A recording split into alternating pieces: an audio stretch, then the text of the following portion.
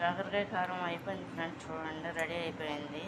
రైస్లోకి చాలా బాగుంటుంది అనమాట కలిపి తింటే. ఇది కనుక మీకు నచ్చినట్లు లైక్ చేయండి, షేర్ చేయండి, సబ్స్క్రైబ్ చేయండి ఫ్రెండ్స్.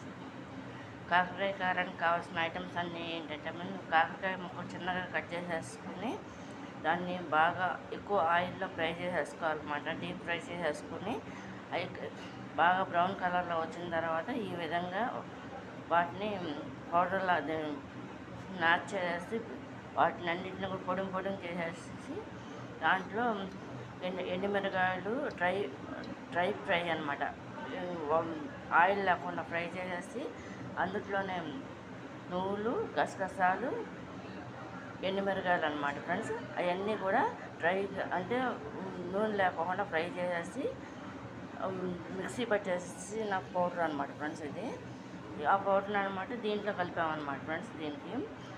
దీంట్లో ఏంటంటే మామూలుగా సాల్ట్ను పసుపు కలుపుకోవాలన్నమాట ఫ్రెండ్స్. ఇది షుగర్ దీంట్లో కారం అంటూ ఏం కలపడానికి అయితే కలపని అవసరం అయితే లేదనమాట. చూడండి,